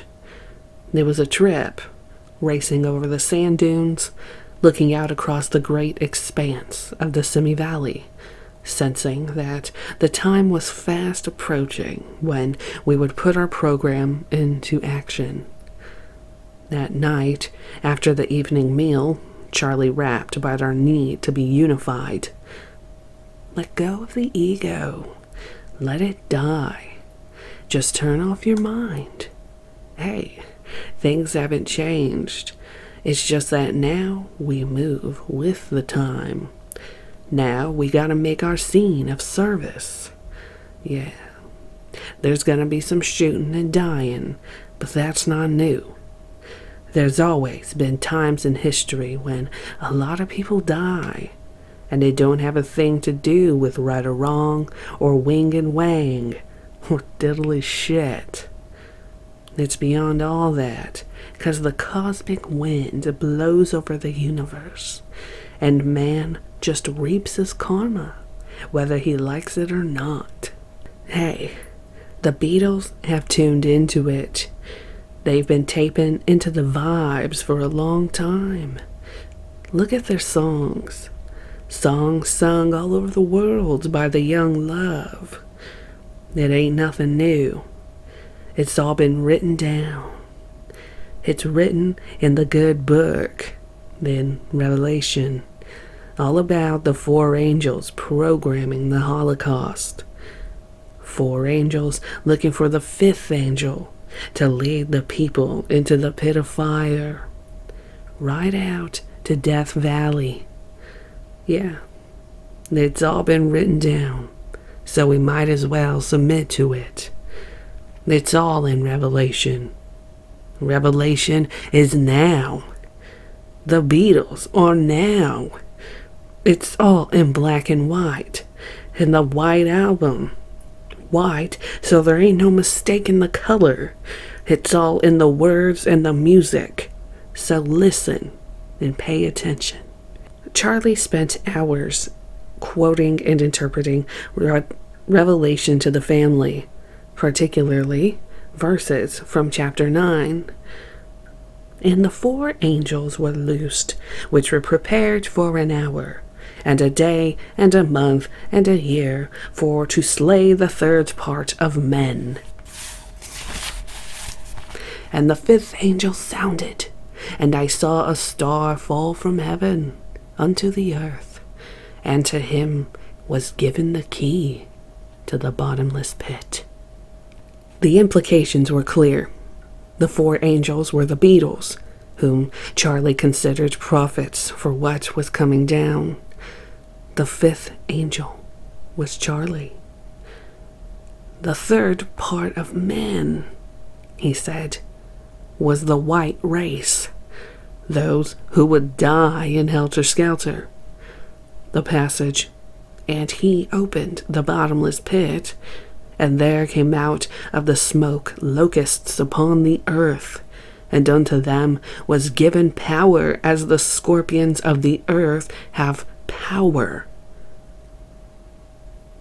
was not only a reference to the Beatles' locusts, but implied that the power of Scorpion, Charlie was a Scorpio, would prevail. In describing the locusts, Beatles, Revelation said, their faces were as the faces of men, yet they had the hair as the hair of women, and wore breastplates of fire, which Charlie said were their electric guitars. Charlie read on. And it was commanded them that they should not hurt the grass of the earth, neither any green thing, neither any tree. Charlie maintained that cosmic wrath would only be leashed upon men and not on nature, that when the Holocaust was over, the natural beauty would remain, and the world, at least in the desert, would be like Eden again. And we'd be the survivors, ready to start a whole new scene. And when all the fighting's over, the Muslims will come in and clean up the mess. 'Cause Blackie has always cleaned up Whitey's mess. But Blackie won't be able to handle it, and he'll come over and say, you know, I did my number, man. I killed them all, and I'm tired of killing. The fighting is over. And that's when we'll scratch Blackie's fuzzy head and kick him in the butt and tell him to go pick the cotton. Charlie never hid his racial prejudices, and blacks weren't the only ones he chided. He made jokes about Jews, particularly old Jewish men who lay around resort hotels with their comical penguin bodies, buying and selling humanity as though it were a commodity. He told Tex that Hitler was just a tuned-in dude who leveled the karma of the Jews. Charlie razzed the cowboys and Okies for their redneck short-sightedness. Yet his own prejudices often coincided with theirs. He said priests were the biggest hypocrites of all, always walking around talking about life and love and the beauty of God. Dig it, all they ever wear is black. Black! They walk around like the fucking sky just fell on them.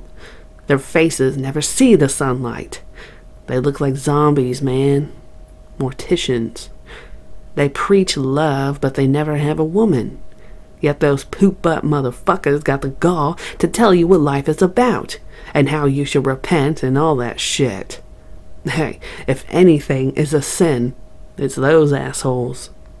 Later, people would ask how a man like Charlie Manson could ever be considered Christ-like. How could he ever get that close to people? So close, they spoke his rap and thought his thoughts. The answer is simple. Really, he listened to them. Each of them. He concentrated on what they said. He sympathized with their problems, knew their idiosyncrasies. He allowed them to express all their fears, hopes, aspirations. Seemingly, he did not judge. He merely listened and focused all his attention on them. He became friend, brother, lover, and father. He gave himself in a way that perhaps no one else ever had, particularly in the beginning. Ironically, few people ever really pay attention on that level. He taught the girls not only to love their minds, but their bodies, and to use them without inhibition. What he had started at Spawns, he continued at Gresham Street. He was always changing the motion, remaining unpredictable. He'd gather us together to preach about the psychology of women. Though he'd be addressing the girls, everyone was present. Dig it. This is a planet of women. The men are just guests here. I mean, everything is set up for women. They pretend it ain't so, but it is. They're the mothers, the ones bear the life of new generations. It's like they have the greatest creative energy going for them. But they need the seed of man, dig? It's up to man to bring woman to life and tap into her energy. Women need to be loved, and we should love them, not as little boys, but as men. The trouble with society is that women have made little boys out of men. Mothers have cut the balls off their sons before they developed their sexuality, left them boys instead of men. That's why women today are not satisfied. They want men, but all they find are little boys. We have to treat our women like women, but also like daughters.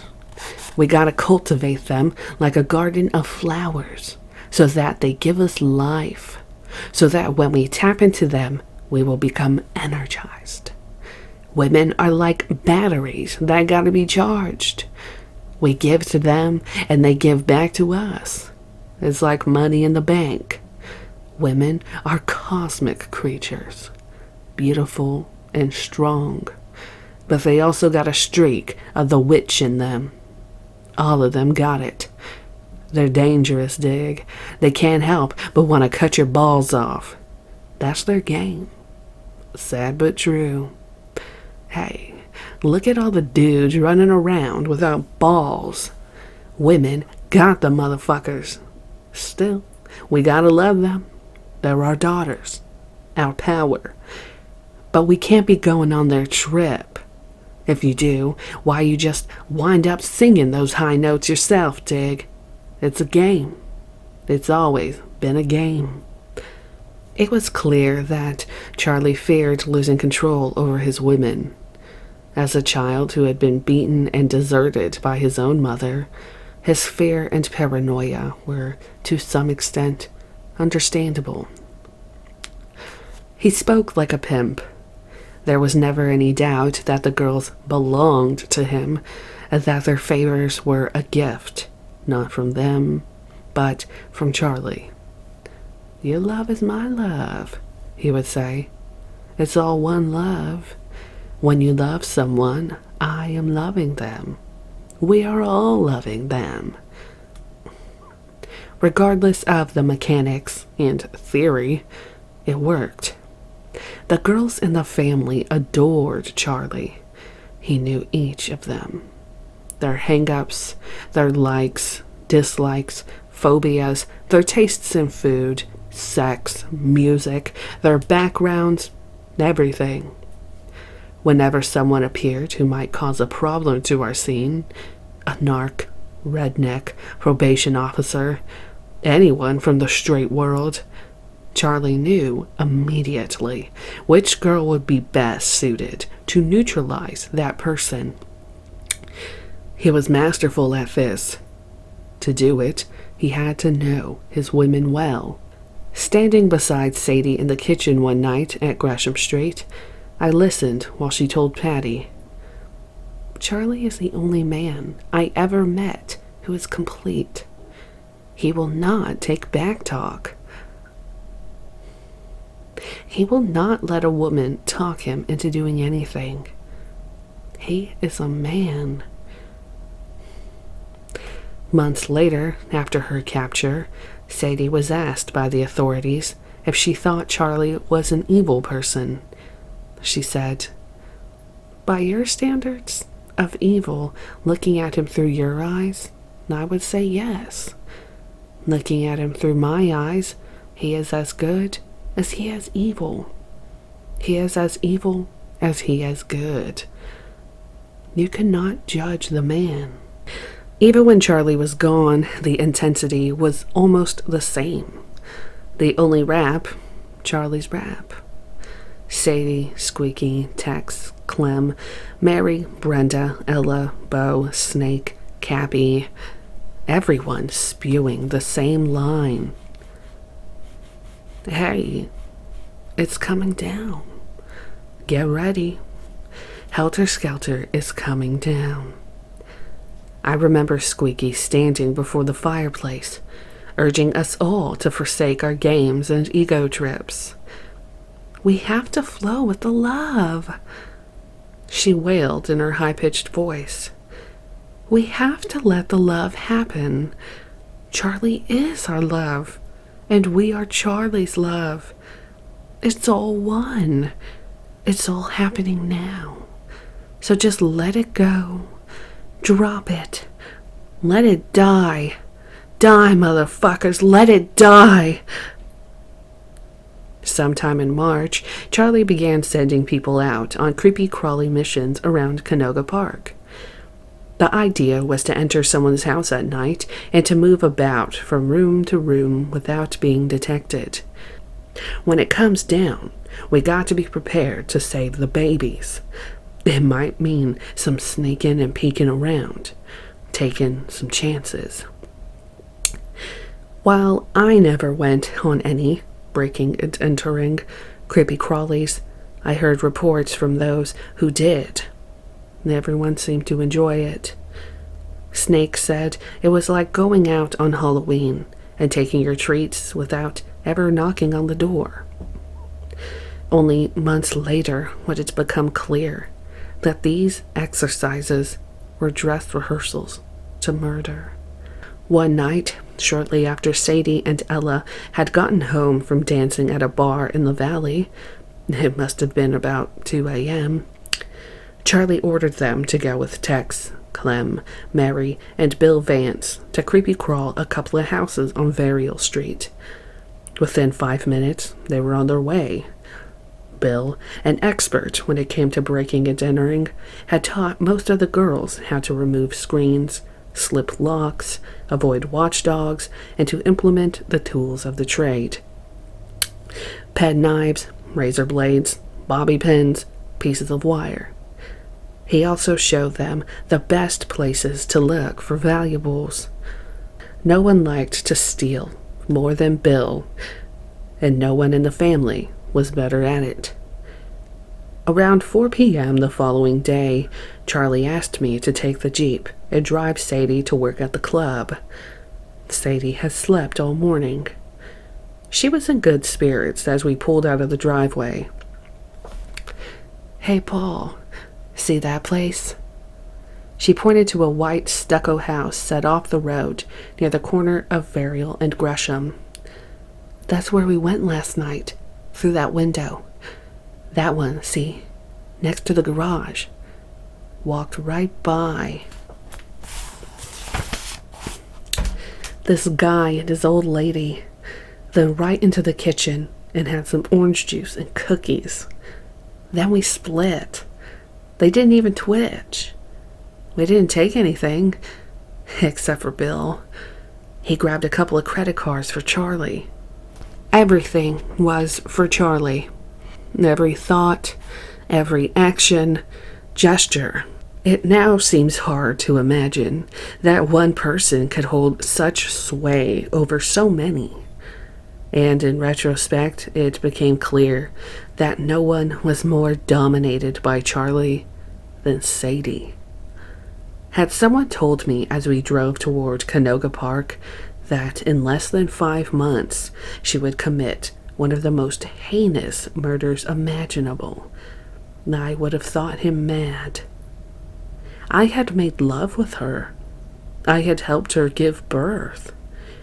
In group sessions, I'd related to her as a brother and a father. I had sensed a childlike quality in her and a hardness born of deep anger. But I never thought her capable of murder. When we got to the club, just off Devonshire, I stopped in the parking lot near the rear entrance. Sadie kissed me on the cheek and hopped out. I watched her trot toward the door, just as 2 guys in business suits emerged. They ogled her as she passed them. "Nice ass," one of them muttered. "Yeah, she could move it. I saw her dancing here last week." At that instant, both men looked up and saw me as Sadie shouted, "See ya, Paul." "That's your girlfriend?" one of them asked. "Yeah." "Nice." "Yeah." Chapter 14. Where the eagle flies, we will lie under the sun. Where the eagle flies, we will die to be one. The nights are so dark, and the winds so cold. Love's fire is burning, and you can't grow old. Living with the poison ones, sun in with the devil's sons. From a song written by Charles Manson, summer of 1969.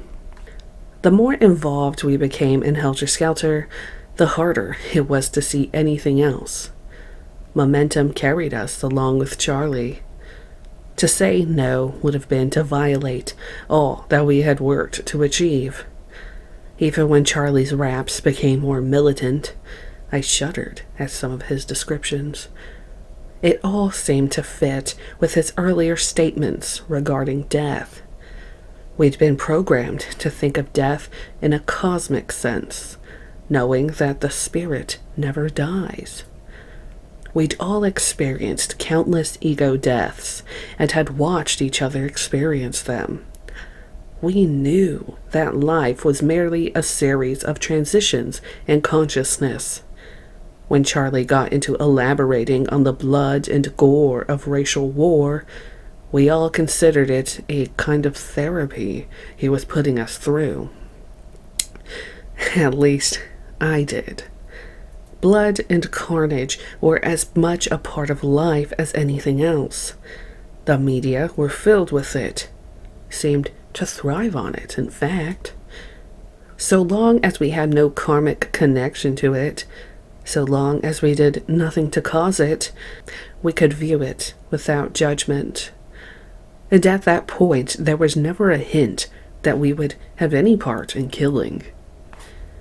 The emotional impact of living in the center of Los Angeles after months of relative isolation at Big Sur, Spawns, and Death Valley also served to validate Helter Skelter.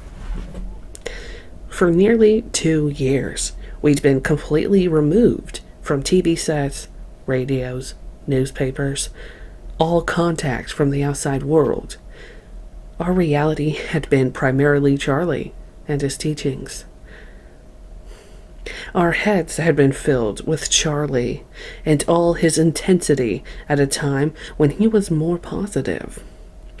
Then, suddenly, we found ourselves stranded in the midst of civilization again, blaring billboards, buying and selling, TV newscasts reporting what seemed to be nothing but violence and bloodshed. Vietnam body counts, riots in the streets, student demonstrations, and Richard Nixon's jive. Around the 1st of April, we began gradually to move out of Gresham Street and back to Spawns. Conditions were crowded in the Yellow Submarine.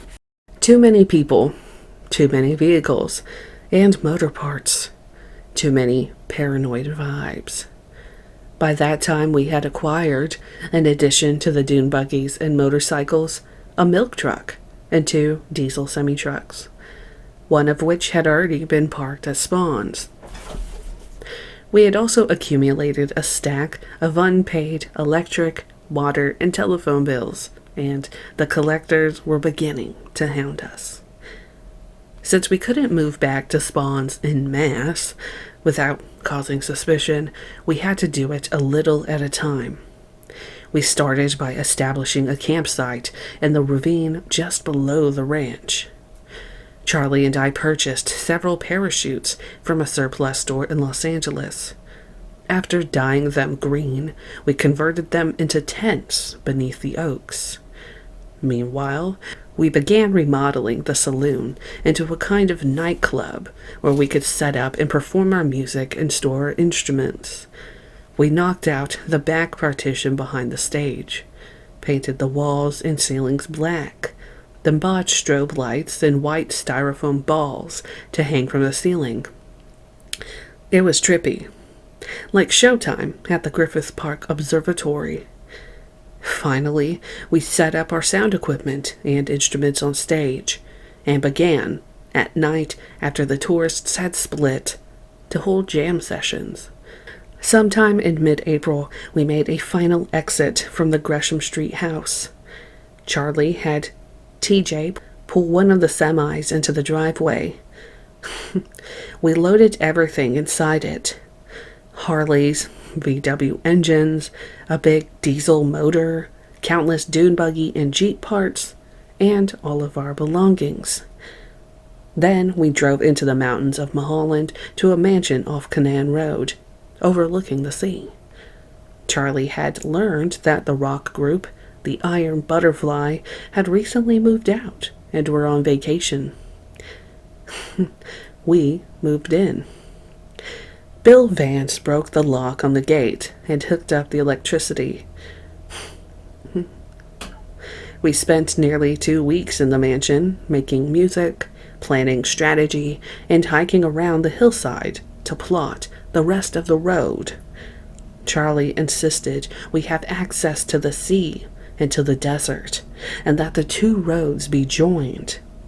According to Revelation 10:2, he set his right foot upon the sea, and his left foot on the earth.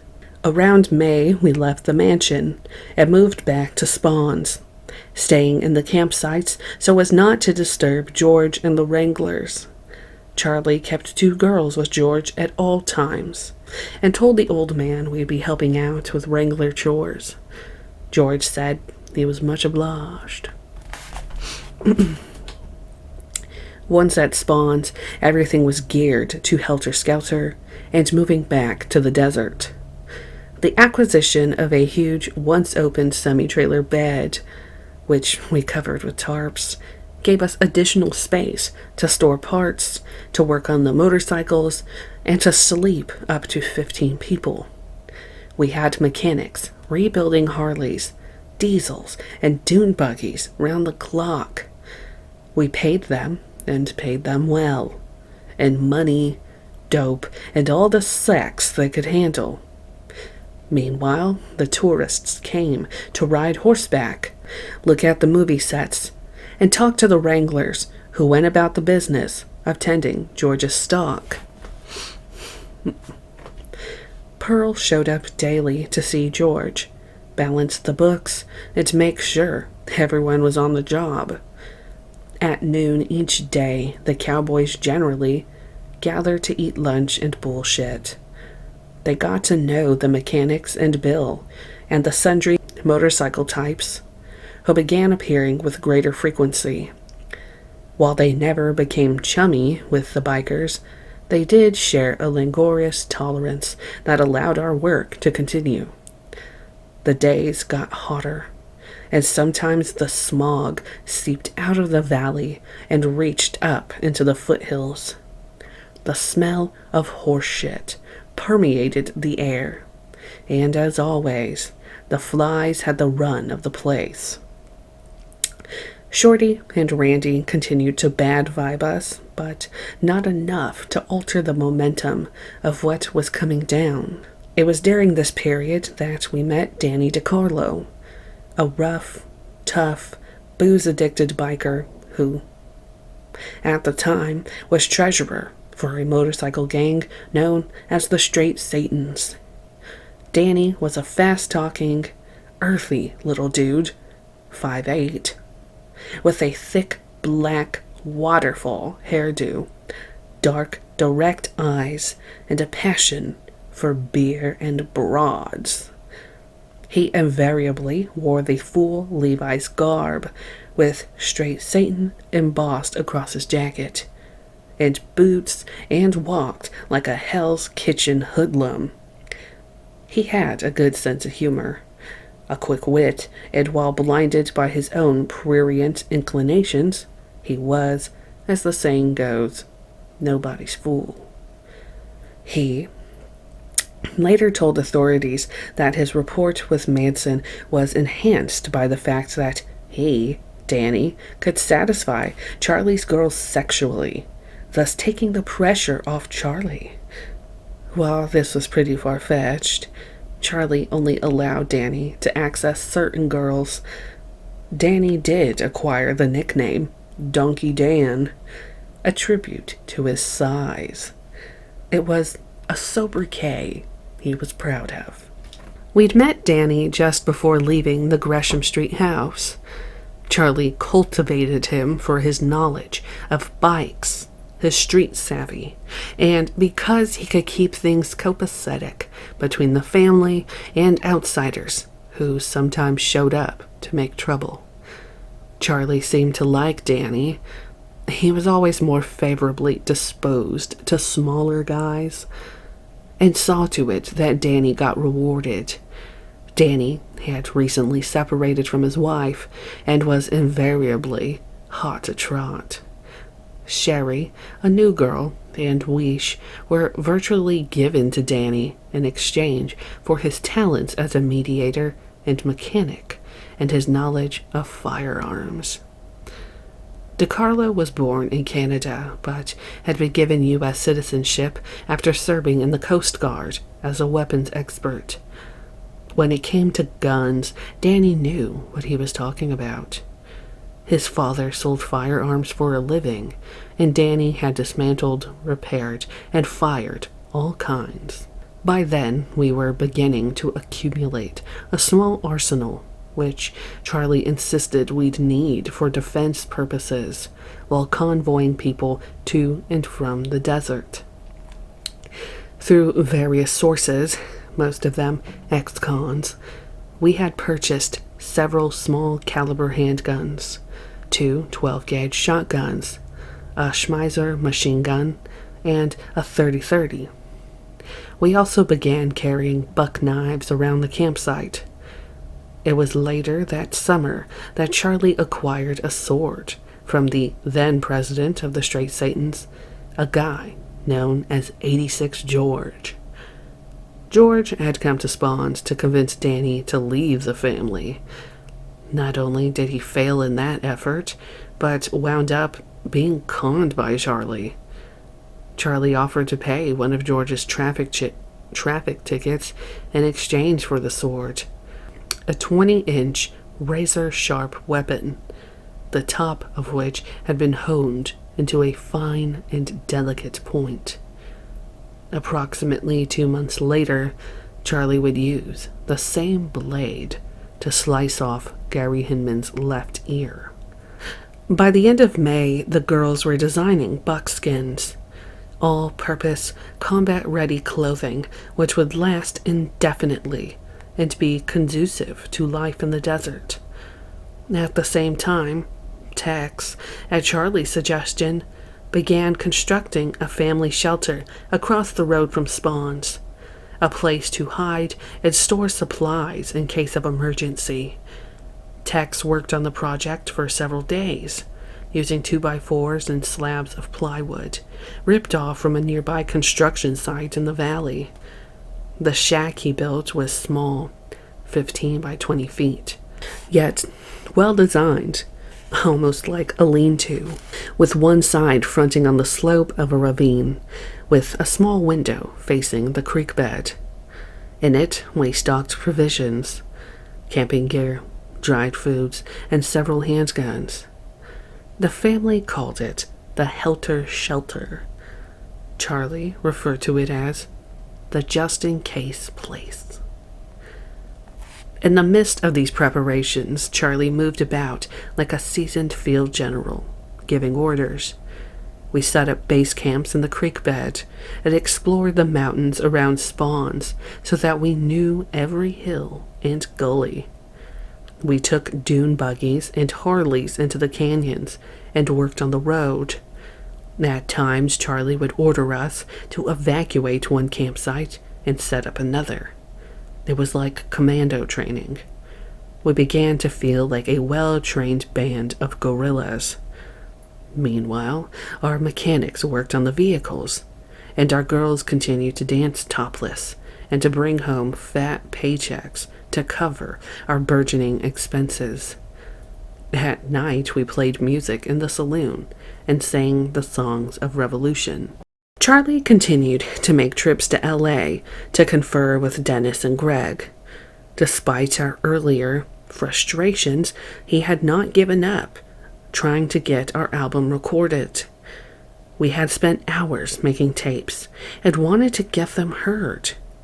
But Charlie's anger at Melcher hadn't subsided.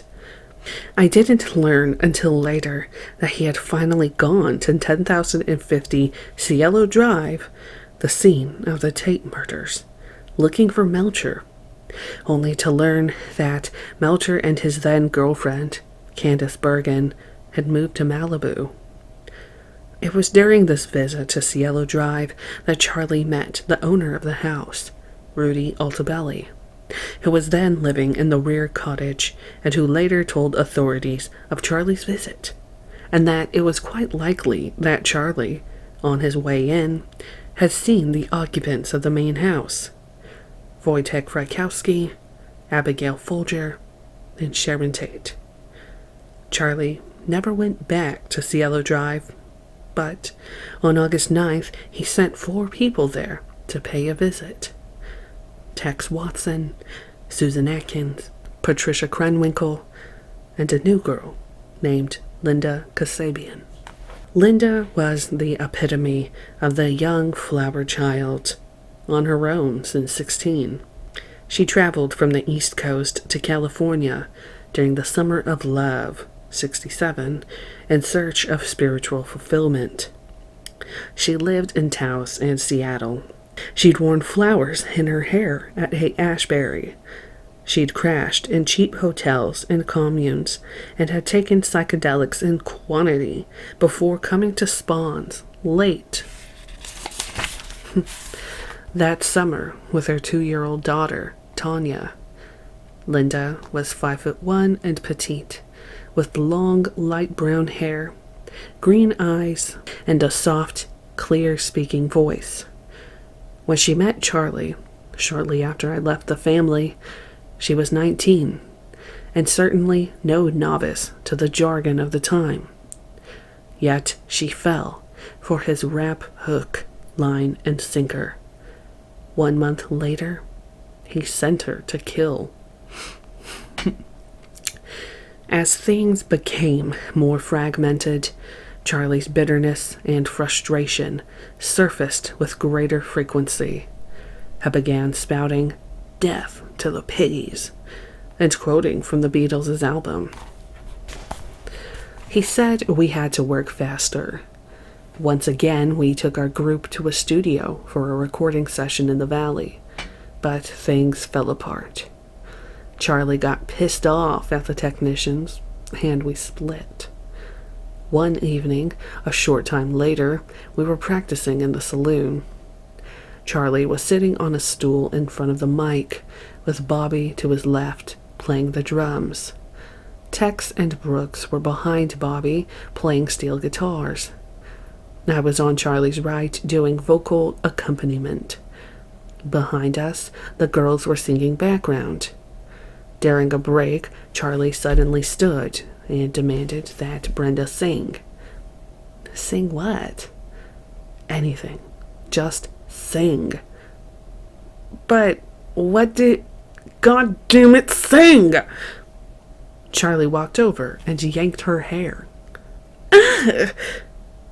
That's a sound? Now, try something else. He jerked her hair again. Ow! Good. Now, sing. She sang. Cleanliness became a real problem. With no access to indoor facilities, we were forced to go for days without bathing. We all rinsed off in the creek regularly, but it was hard to stay clean. People have been led to believe that the Manson family was dirty and unkempt, but this was not the case. Up until the summer of 1969, Charlie demanded good personal hygiene, and that clothes, food, musical instruments, everything be kept orderly. But living at spawns like commandos made it impossible to maintain these standards. The natural, easygoing rhythm of life we had enjoyed gradually became too diffused and disjointed, and finally, decadent. With bikers and hippies and strangers coming and going at all times, there was little opportunity to put the old scene together. Still, there were moments. Those nights when the girls made meals at the campfire, and we sang songs and Charlie rapped. Those nights were soothing, and I remember lying beside Snake in the tent, listening to the crickets and wondering what the future held for us. I made love to Snake a lot during that period. It was one experience that always felt right. With Snake, I shared a kind of inner harmony that sustained me even when things started coming apart. It was not that Snake and I spent a lot of time together, or that we consciously cultivated a special friendship. It was just that when we were together, it was special. It was something neither of us talked about, but it was there from the beginning, from the day I arrived, and Charlie sent her to seduce me by the same creek bed, just 1 year before. Months later, lawyers, law enforcement authorities, and friends would ask me why, when things had degenerated so, I remained with the family. What needs did the family fulfill? Why didn't I split? It's hard for people to understand what deep needs were met by the family. I can only say that living day in and day out with a group of people with whom you've shared all manner of experiences without inhibition bond you deeply. It wasn't only Charlie. I was close to everyone. It gave me a feeling of security against the impersonality of the world. I felt we shared more than any genetic family. We shared a kind of communication that is rare between people. The family met many needs: sexual, spiritual, communal, recreational, artistic. We were brothers, sisters, fathers, mothers, lovers to each other. We were one. It was a hard thing to let go of, even when it all faltered. Rather than leave it and invalidate all that was good, it seemed easier to ignore or refuse to acknowledge the changing vibes, the degeneration. I had experienced fears before, and they had been dissipated through confrontation. Charlie taught me to submit to these changes. I had endured the choking, the freak out, and a good deal more. Plus, if Charlie was right and Helter Skelter was coming down like he said, I needed him and the family to survive. But others too were feeling the change. One afternoon, I was hiking up from the campsite toward the saloon. Charlie had asked me to help the mechanic assemble a new Harley. I just reached the saloon when Bo came up and started walking with me. She wore a full-length gingham dress and was barefoot. Her face was smudged with dust, and she'd lost so much weight that her eyes seemed enormous. All of us had begun eating less. With no place to cook but the campfire, it was difficult to prepare meals for so many, so that we resorted to living off sweet rolls and cakes, which we continued to get in quantity from our bakery connection in Santa Monica. One look at Bo, and I knew she'd been crying. "What's the matter, Bo?" "I don't know. I just feel..." She stopped when we reached the semi-truck, and the mechanic, a guy we called Turk, a friend of Bill Vance's, stuck his head out of the trailer. "What's happening, Turk?" "Did DeCarlo ever bring them plugs?" "I don't know." "Shit." Turk wiped his forehead with a greasy rag, then stuffed it in his back pocket. "Where's Charlie?" "Down at the corral, talking to Tex." Turk jumped out of the semi and trotted toward the corral. When he was out of earshot, Bo told me Charlie had scared the shit out of her. Charlie said when Helter Skelter comes down, they'll come looking for me. And if they find me, they'll chop me up. He said Blackie's gonna terrorize everyone.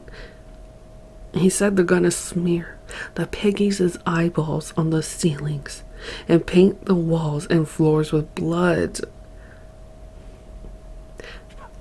I knew what Bo was feeling. I had experienced Charlie's demonic side. Yet, I did not want to acknowledge it.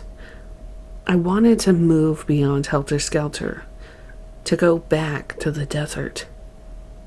But things only got worse, and my own fears and uncertainties became apparent to Charlie. One night, not long after my conversation with Bo, Charlie asked me to go with him to Canoga Park to pick up some girls. He said we needed to relax and have a good time. I'd worked all day with Turk and Tex, helping pack and assemble parts so we could transport them to Barker's. I'd crashed out in the semi-trailer in my sleeping bag and had just dozed off when Charlie woke me. We took the milk truck and drove to Topanga Canyon Boulevard, then turned left on Chatsworth. Charlie was talkative, but I sensed that some of it was put on, that he was trying too hard to be his old self. Somewhere near the Topanga Plaza, near Gresham Street, we pulled up alongside some girls in an MG and started rapping with them, but they weren't interested. And when Charlie got belligerent, they flipped us off. Minutes later, it seemed, we drove by the Gresham Street house and turned left on one of the cross streets. About halfway down the block, Charlie spotted a truck parked in someone's driveway. A big, heavy-duty Dodge ambulance, weapons carrier. He stopped the milk truck and turned off the ignition. "Hey, brother, We could use that truck, Why don't you hotwire it and take it back to the ranch? Charlie's eyes drilled mine, but he kept right on talking. Just drive it directly to the campsite. Load up with supplies, food for Juanita and Brooks, some tools, and a little dope. Then take a few girls and head for the desert. Don't wait for nothing.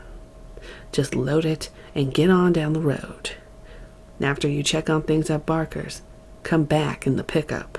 All that went through my mind as Charlie spoke is difficult to recount. It lasted just a split second, but during that time, I experienced an involved process of assessment. I'd known troubles with the law, but always for minor offenses. I'd never stolen a vehicle. Yet it wasn't the stealing that made me hesitate. It was a composite of feelings brought on by the changing vibes. Though Charlie had not indicated directly that we would have anything to do with penetrating violence, it was clear that we were preparing for it. I was divided in myself. Part of me had begun to doubt Helter Skelter. Yet, if it was really coming down, I didn't want to be left out. I wanted to survive, and to do so, I needed Charlie. On another level, I saw his request as another personal challenge. He had sensed my wavering state of mind and perhaps thought it was time to test me again. You're not going to say no, are you? I grabbed a piece of wire and a flashlight from under the seat. While Charlie waited, I trotted up the road to the driveway.